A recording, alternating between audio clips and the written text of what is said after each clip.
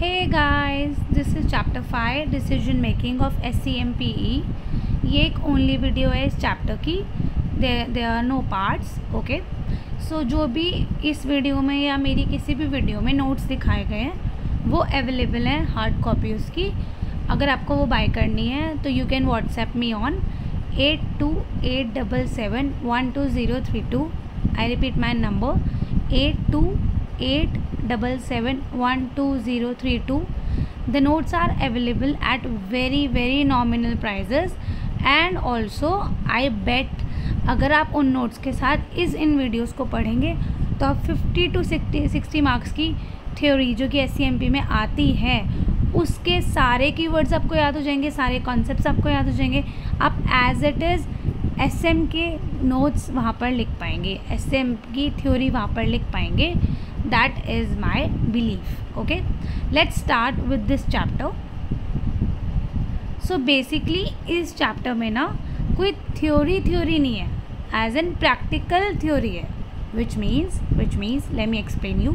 For example, इस chapter में question आता है बाय और मेक और बाय का क्वेश्चन आता है।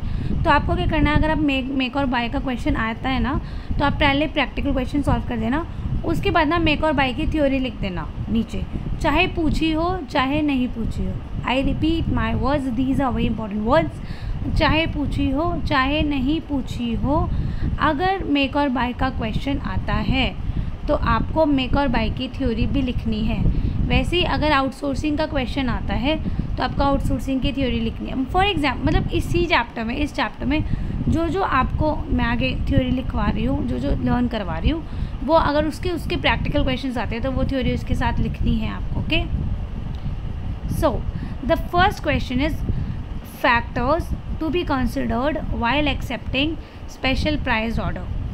तो जो अगर स्पेशल प्राइस ऑर्डर आया आपके पास, ठीक है, स्पेशल प्राइस ऑर्डर आया आपके पास, तो आप क्या क्या फैक्टर्स कंसिडर करेंगे बताइए। अगर आपके पास स्पेशल प्राइस ऑर्डर आया तो आप क्या क्या फैक्टर्स कंसिडर करेंगे।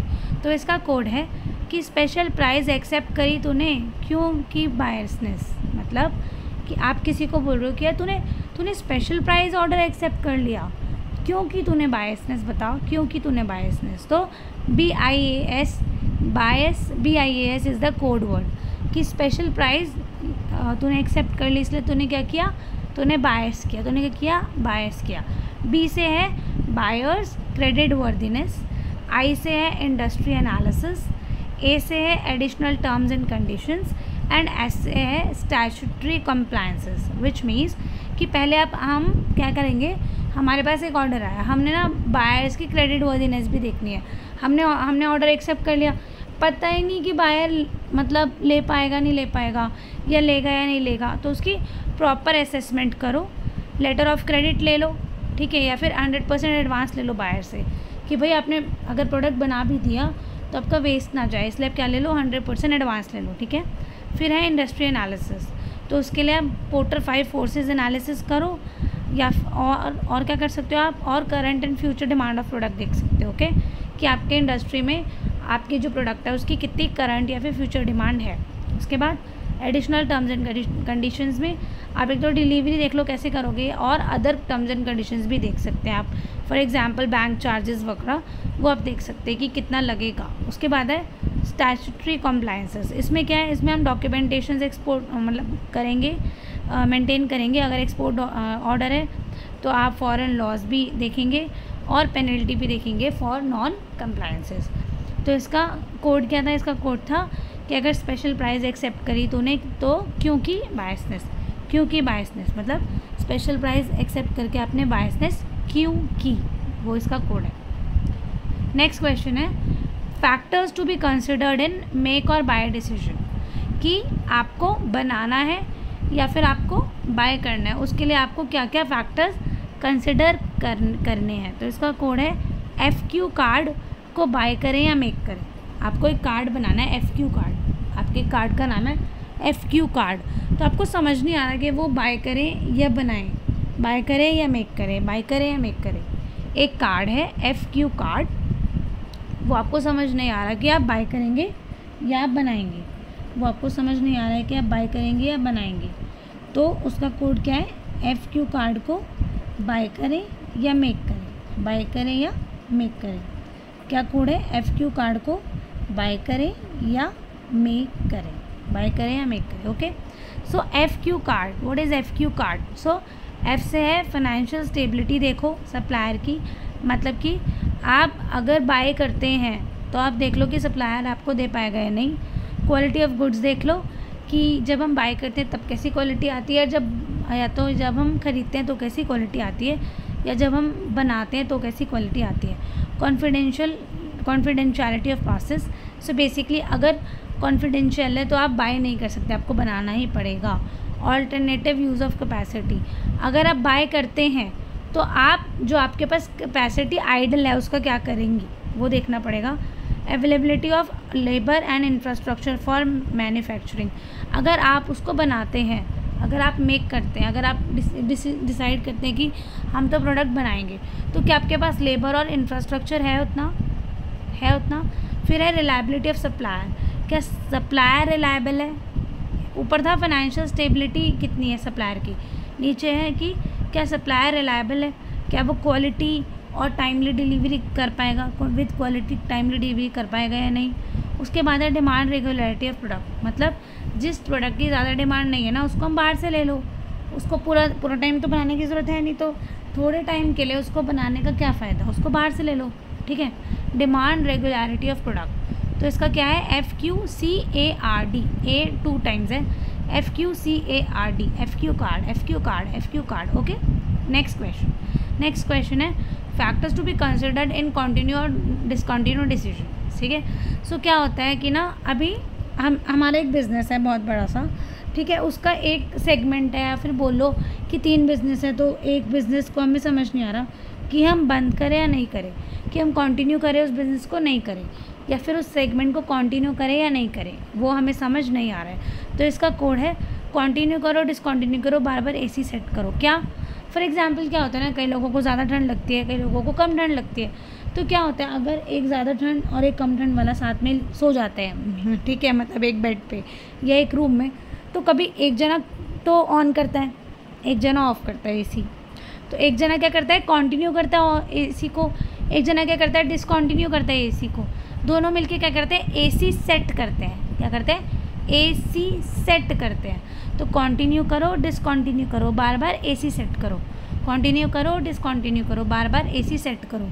तो A से है adverse effects of discontinuous on sale of other products. So basically suppose आप एक फॉर एग्जांपल आप एक बना रहे हैं शैम्पू, राइट, आप एक शैम्पू बना रहे हैं, उसके साथ साथ आप एक कंडीशनर भी बना रहे हैं, तो क्योंकि वो आपके साथ बिकते हैं तो आप बना रहे हैं, बट आपने सोचा नहीं हम ना कंडीशनर अब से नहीं बनाएंगे। तो ये देखो कि अगर आप कंडीशनर को डिसकंटिन्यू कर रहे हो तो उसका कितना इफ़ेक्ट आपके शैम्पू की सेल पे आ रहा है। अगर आप कंडीशनर को डिसकंटिन्यू कर रहे हो तो आप ये देखिए कि आपका शैम्पू की सेल पर कितना इफ़ेक्ट आ रहा है, तो एडवर्स कितना इफ़ेक्ट है वो देखिए। फिर C से है कस्टमर रिलेशंस, S से है supplier relations, employee relations and timing of shutdown. ऐसा ना हो कि आप सर्दियों में या फिर बारिश में अम्ब्रेला की कंपनी को शट डाउन कर रहे हैं, this is not a good timing.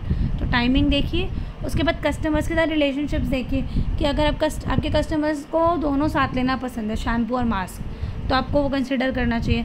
Supplier के रिलेशंस देखिए, एम्प्लॉय रिलेशंस देखिए, राइट, दैट्स इट। नेक्स्ट है ethical and non financial considerations in decision making. Okay, तो इसके 2 पार्ट्स हैं, क्वेश्चन 4 एंड क्वेश्चन 5। तो क्वेश्चन 4 क्या है कि आपके एथिकल और नॉन फाइनेंशियल कंसिडरेशंस क्या हैं डिसीजन मेकिंग करते टाइम। ठीक है, एथिकल एंड नॉन फाइनेंशियल मतलब कि फाइनेंस इसमें नहीं आ रहा, फाइनेंस तो आ गया, हमने प्रॉफिट निकाल लिया, अगर प्रॉफिट आ गया तो हम डिसीजन अपना बिजनेस बढ़ाते रहेंगे, अगर लॉस आया तो हम डिसकंटिन्यू कर देंगे या फिर हम शुरू ही नहीं करेंगे, ये सब। बट ये क्या है, ये है ethical and non financial considerations, right. तो इसमें क्या है ना, इसमें एक वाइफ अपने हस्बैंड को बोलती है क्यों जी कैश देंगे क्या, मतलब उसको कैश चाहिए, तो वो बोलती है क्यों जी कैश देंगे क्या, हाँ क्योंकि मेरे एथिक्स अच्छे हैं। तो उसका हस्बैंड बोलता है हाँ मैं दूंगा क्योंकि मेरे क्या है एथिक्स अच्छे हैं। एथिक्स का क्वेश्चन है, QGEG cash, CACHE, it's not पैसा, इट्स CACHE कैश। CASH वाला कैश नहीं है इसमें, निमोनिक में CACHE वाला कैश है। तो क्या बोलती है वाइफ, बोलती है QG कैश देंगे क्या? वो बोलता है हाँ मैं दूंगा क्योंकि मेरे निमोनिक्स एथिक्स अच्छे हैं, क्योंकि मेरे एथिक्स अच्छे हैं। Q is for quality, G is for government regulations, E for employee satisfaction motivation, C for CSR, A for availability of resources, C for customer satisfaction, H for humanity values and business ethics, and E for environmental factors। अब देखो इसको मैं एक point explain कर देती हूँ कि हम एथिकल फैक्टर्स भी देखिए। सपोज़ करिए कि आपके पास बहुत ही बड़ा लाइक अरबों का ऑर्डर आया है वहाँ से, पाकिस्तान से और अफ़गानिस्तान से, कि हमें तो भाई राइफ़ल सप्लाई करो इंडियन कंपनी को, हम तो इंडिया पे ही गिराएंगे या फिर जो भी करेंगे, ठीक है। तो अब देखिए कि आप गवर्नमेंट रेगुलेशंस देखिए, क्या आपको अलाउड है बिना लाइसेंस के राइफ़ल सप्लाई करना?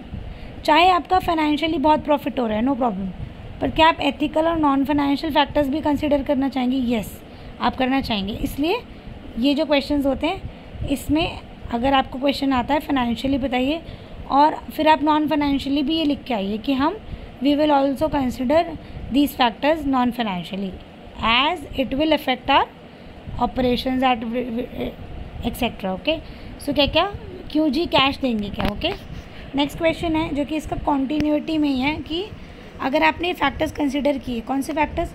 QG कैश देंगे क्या, तो क्या होगा? तो इसका निमोनिक है कि वाइफ छोड़ के नहीं जाएगी क्योंकि उसको कैश मिल रहा है, राइट।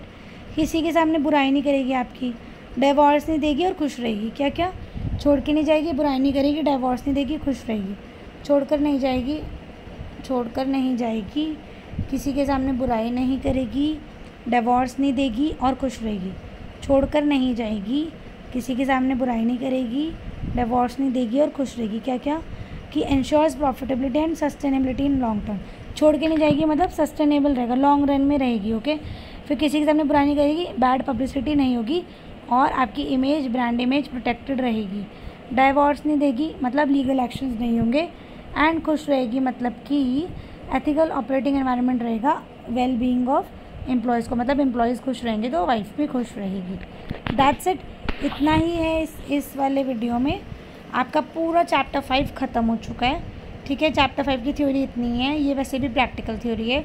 अगर आपके प्रैक्टिकल क्वेश्चंस आए तो उसके साथ आपको ये मेंशन करना is very important. Okay, and I repeat, अगर आपको नोट्स चाहिए, सिर्फ 60 to 65 पेजेस के नोट्स हैं, वेरी इजी, 5 to 6 डेज़ हैं डिलीवरी टाइम। आपको ईजिली आपके घर पर नोट्स मिल जाएंगे, सो दैट आपको ये चीज़ें लिखनी नहीं पड़ेगी। सपोज़ फॉर एग्जांपल ये निमोनिक आपको लिखना नहीं पड़ेगा, you need not to waste your time. आपको तो सिर्फ लर्न करना है क्योंकि the time is very less, and this November 23 attempt is very important to clear for group 2 students, क्योंकि ग्रुप नेक्स्ट ईयर आपका मल्टी डिसिप्लिनरी आ रहा है, उसमें क्या होगा क्या नहीं होगा किसी को नहीं पता। सो आप अभी SCMP में कुछ ज़्यादा फोकस करिए, क्योंकि SCMP एक ऐसा सब्जेक्ट है जो आपका ग्रुप 2 में थोड़ा इधर उधर हो जाता है। मेरे पास बहुत मैसेजेस आते हैं तो उसमें मुझे ज़रूर ये सभी बोलते हैं कि हमारा SCMP में 38 रह गया, 39 रह गया। This is very hurtful, because this is really very hurtful.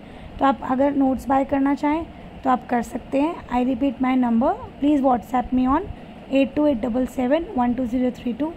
Okay, bye bye, thank you.